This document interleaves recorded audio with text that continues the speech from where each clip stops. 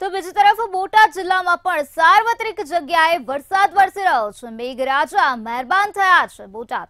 તો હાલ આ વિગતો સામે આવી જ્યાં બોટાદમાં મેઘમહેર જોવા મળી છે ત્યારે વરસાદને કારણે ખેતીમાં નુકસાન થયું છે।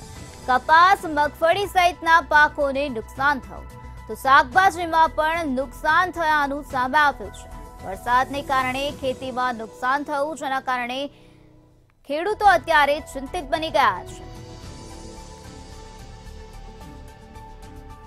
બોટાદમાં મેઘો મન મૂકીને વરસી રહ્યો છે। બોટાદ જિલ્લામાં સાર્વત્રિક જગ્યાએ વરસાદ વરસી રહ્યો છે જેના કારણે ખેડૂતોના પાકને નુકસાન થયું છે તો ખેડૂતો અત્યારે ચિંતિત બની ગયા છે।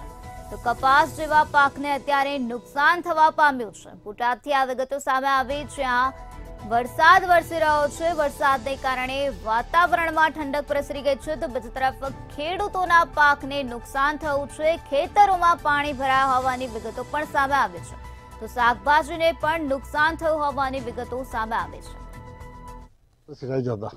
આજે 3 દિવસ જે વરસાદ પડ્યો એ હાથીઓ હોય, હાથીઓનું પાણી બહુ ભારે હોય એટલે એકદમ ઠંડુ પાણી પડ્યું। એની અંદર જે બોટાદ જિલ્લાની અંદર 70% કપાસનું વાવેતર છે એની અંદર અત્યારે હાલ તબક્કામાં 20 થી 30% નુકસાન દેખાય છે।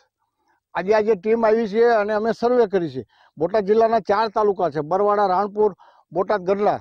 તો અમે આની અંદર જે ટીમ આવી છે અને સર્વે કરી છે અને દરેક ખેડૂત ભાઈઓ છે, મારી સાથે બધા ખેડૂતો છે। અમે પ્રત્યક્ષ જે વાડીની અંદર સર્વે કરી અને જોઈએ છીએ તો સરકાર પાસે અમારી અપેક્ષા એ છે કે તાત્કાલિક સર્વે કરાવી અને કિસાનોને ન્યાય અપાવે।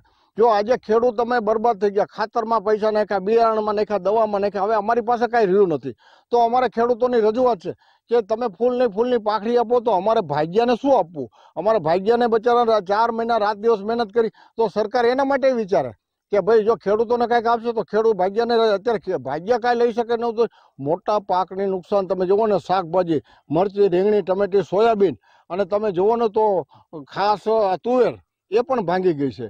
એટલે સમગ્ર બોટાદ જિલ્લાની અંદર હાહાકાર મચી ગયો છે અને ભયંકર નુકસાન થયું છે।